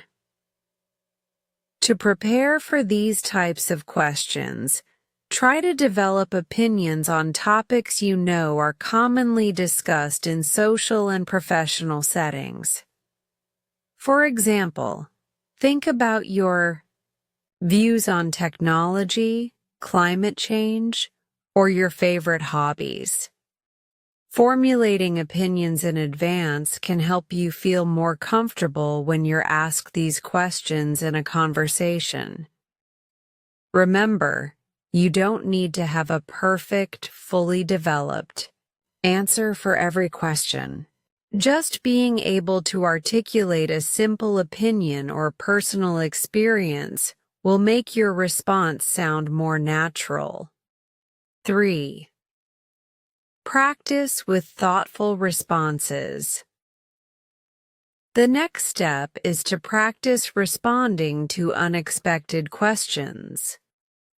One great way to do this is by role-playing with a friend or language partner. You can take turns asking each other random questions and practice giving quick responses. Here are a few examples of unexpected questions you can practice with. If you could live anywhere in the world, where would it be and why? What's the most memorable meal you've ever had? If you could meet any historical figure, who would it be and why? What would you do if you won the lottery tomorrow? How do you think social media affects our daily lives? Practice your responses out loud, even if you're just answering in your head. The more you do this, the more confident and comfortable you'll feel when it comes to answering real unexpected questions. 4. Focus on developing your critical thinking skills. Sometimes unexpected questions require you to think critically or analyze something from a different perspective. The ability to express your thoughts logically in English is important in these situations. You can improve your critical thinking skills by regularly engaging in activities like reading articles, books, or watching videos on various topics, e.g., science, politics, history, and discussing them afterward. Practicing debates on different topics with friends or colleagues, which can help you articulate and defend your ideas in English. Journaling your thoughts on various subjects.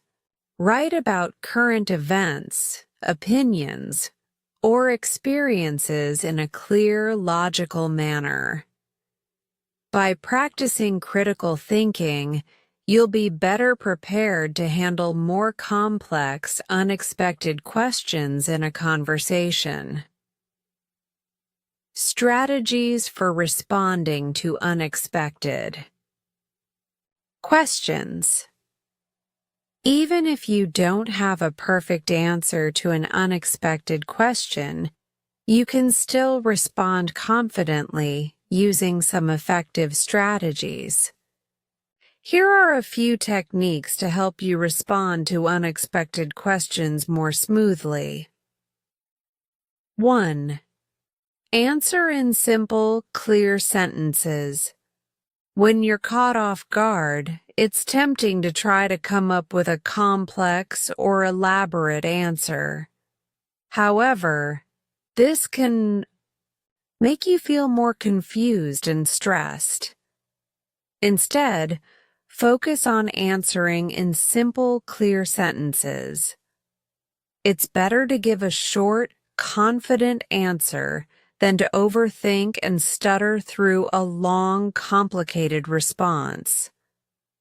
For example, if someone asks, "What do you think of remote working?" you could answer, "I think it's a great option for many people, especially those who need flexibility. However, it can be challenging for some, especially if they miss social interaction." This response is clear, concise, and thoughtful, even though it's not extremely detailed. Point 2. Use examples and personal experiences. Using examples or personal experiences can make your answer more engaging and help you think on your feet. If someone asks, "What's your opinion on the environment?" instead of just stating your opinion, share an example from your life. I think protecting the environment is really important. For instance, I've been trying to reduce my plastic use by bringing reusable bags when I shop, and it's made a big difference.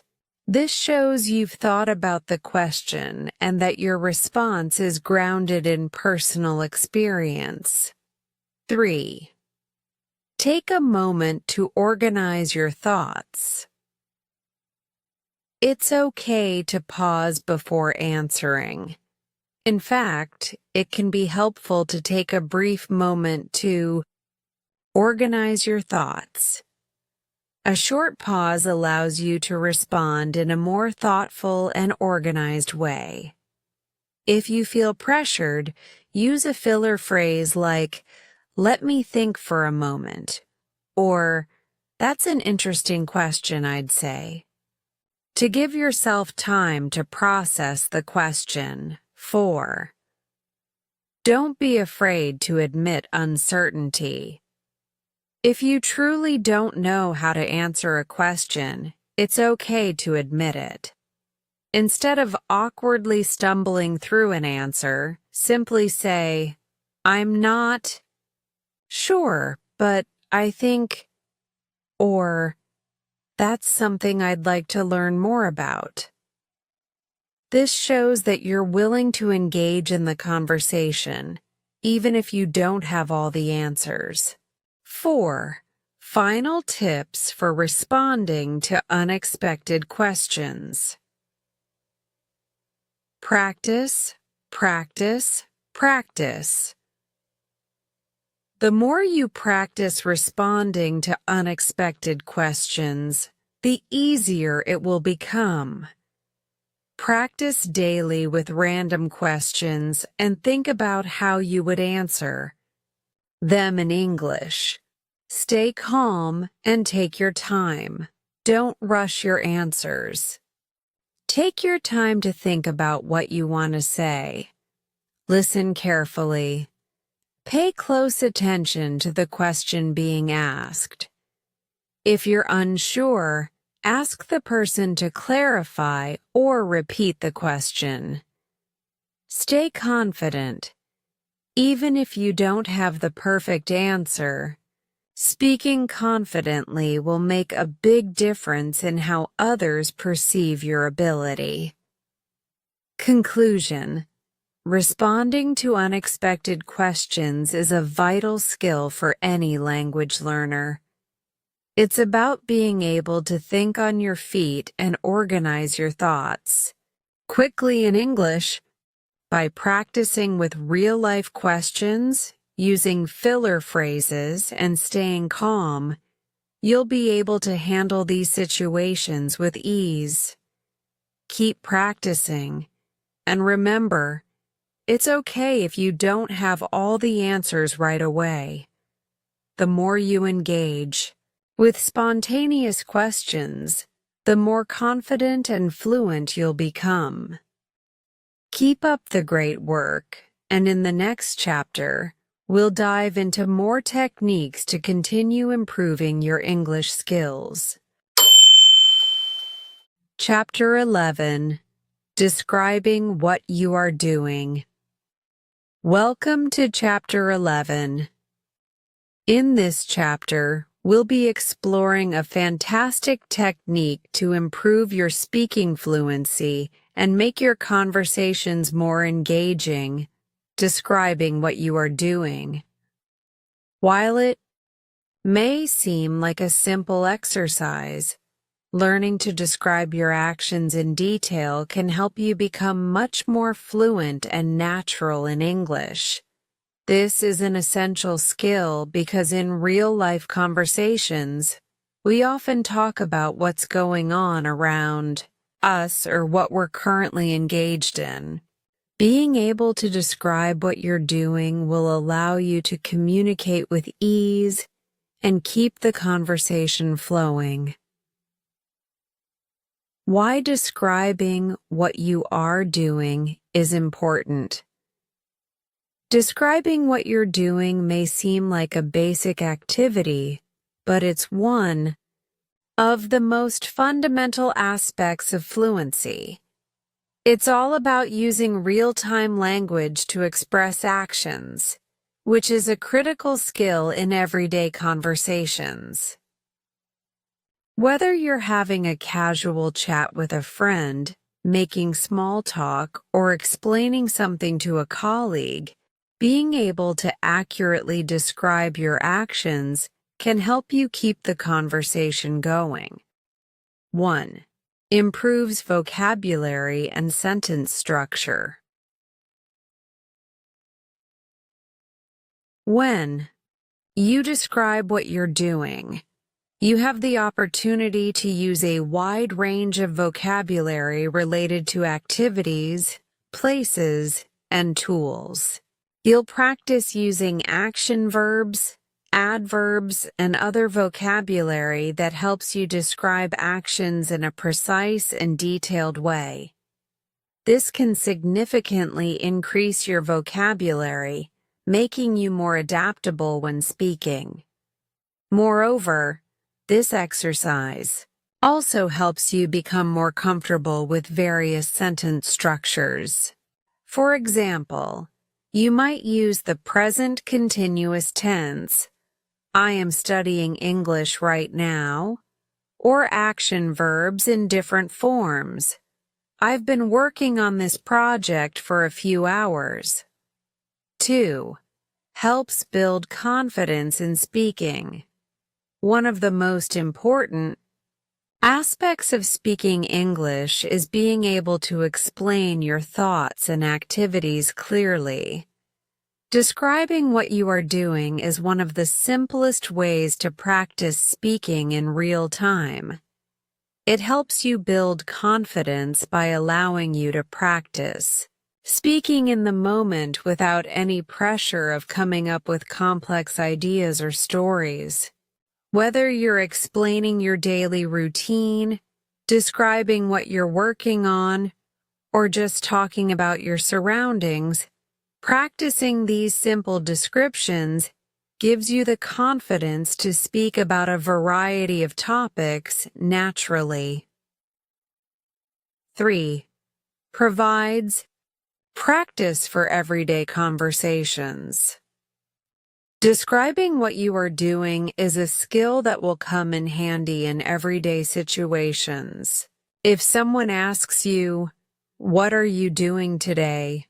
or "How's work going?" you'll need to provide an answer that describes your actions. Being able to respond quickly and fluently in these situations will make you sound more like a native speaker and allow you to navigate conversations more easily. How to describe what you are doing. Describing what you are doing is all about expressing your current activities or explaining your actions. There are different ways to go about it, and we'll break it down into manageable steps. Let's go through each step together. 1. Use the present continuous tense. In English, when we want to describe what we are doing right now, we use the present continuous tense. This tense is used to describe actions that are happening at the moment of speaking. It's a very common way to describe current activities, so mastering it will help you sound natural in your conversations. The present continuous tense is formed with the verb to be, am, is, are, followed by the base form of the verb with an ing ending. For example, I am eating dinner. She is reading a book. They are working on a project. When you practice describing your activities, try to use the present continuous tense to explain what's happening right now. You could describe what you're doing at that very moment, or you could use it to describe what others are doing as well. 2. Focus on specific actions. To make your descriptions more detailed, try to focus on specific actions. Instead of simply saying, "I'm working," you could expand on it by explaining the details of your work. For example, I'm writing an email to my colleague about the meeting we had earlier today. I'm making dinner for my family. Right now, I'm chopping vegetables. I'm cleaning the house. I just vacuumed the living room and now I'm dusting the shelves. This level of detail makes your description sound more engaging and provides more context for the person you're speaking with. It also gives you the chance to practice using a variety of action verbs and other vocabulary. 2.3. Use time expressions.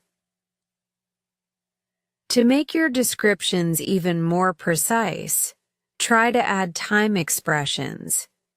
These expressions help clarify when something is happening or how long something is taking. Some common time expressions include right now, at the key, moment currently, these days, for the past hour, this morning. For example, I'm currently working on a presentation for tomorrow. Right now, I'm taking a break from my studies. I've been reading this book for the past week. Time expressions help make your descriptions more accurate and give your listener a clearer picture of your activities. 4. Describe your environment or surroundings. When describing what you're doing, it's not just about talking about actions. You can also describe your environment or surroundings. This makes your descriptions richer and helps you practice vocabulary related to places, locations, and objects. For example, instead of just saying, "I'm studying," you can add details about your study environment. I'm studying in the library right now. It's quiet, and I'm sitting near the window. I'm working at my desk. There's a lot of paperwork around me, and I'm using my laptop to finish a report. I'm sitting at a cafe and having a coffee while I read through my notes. By describing your surroundings, you're not only practicing action verbs, but also expanding your vocabulary related to locations, objects, and the atmosphere around you. 5. Talk about future activities. While the present continuous tense is typically used for describing actions happening now, you can also use it to describe things you're planning to do in the near future. This can be a great way to explain your upcoming activities or plans. I'm meeting my friend later today. I'm going to the gym after work. I'm visiting my family this weekend. This use of the present continuous for future events is common in everyday English and allows you to practice talking about both the present and the near future. Practice describing what you are doing. The best way to improve your ability to describe what you're doing is through regular practice. Here are a few ways you can practice. 1. Describe your daily routine. Start by describing your daily activities. You can practice this in front of a mirror, in a journal, or even record yourself. Here's an example of how you might describe a typical morning. I wake up at 7 a.m. Right now, I'm brushing my teeth and getting ready for the day. After that, I usually have breakfast and check my emails. Once you get the hang of describing your day, try to describe more detailed parts of your routine, such as your work or hobbies. 2. Record yourself. Speaking. Recording yourself is a great way to monitor your progress. Try to describe what you're doing in real time and then listen to the recording. Pay attention to your pronunciation, clarity, and fluency. Did you use a variety of verbs and time expressions? Were you able to describe your actions in detail? 3.3. Practice with a language partner. Another excellent way to practice describing what you're doing is by practicing with a language partner. Take turns asking each other what you're doing. For example, partner, what are you doing right? Now, you, I'm preparing for a meeting later today. I'm organizing my notes and reviewing the agenda.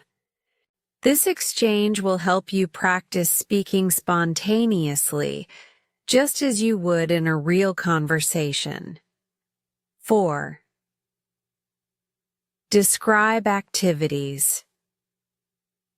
During your day, incorporate this practice into your day-to-day life. As you go about your activities, try to describe them in English.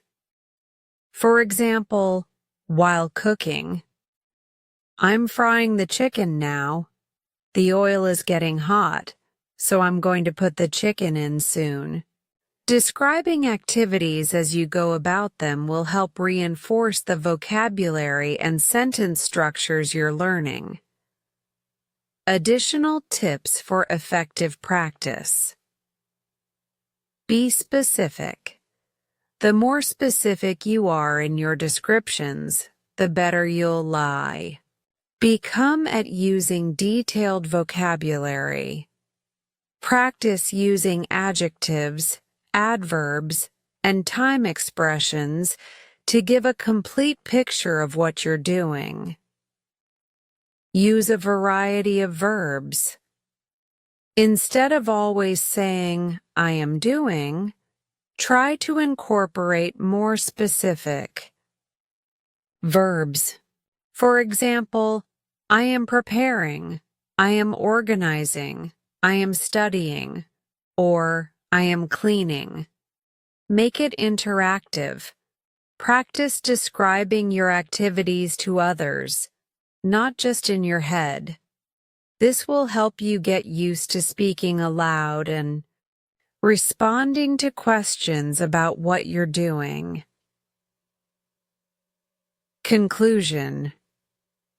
Describing what you are doing is a fantastic way to practice speaking fluently and naturally. It's a skill you'll use in almost every conversation, and it will help you expand your vocabulary, improve your pronunciation, and boost your confidence. By practicing regularly and focusing on the details, you'll quickly. Great work today! Every moment you spend practicing brings you closer to mastering your English listening and speaking skills. Remember, progress comes with patience and consistency. If this story inspired you or helped you in your learning journey, don't forget to like, share, and subscribe to Easy English Spark channel for more lessons and stories. Keep listening, keep speaking, and keep believing in your growth. I'll see you in the next video. Take care and keep shining.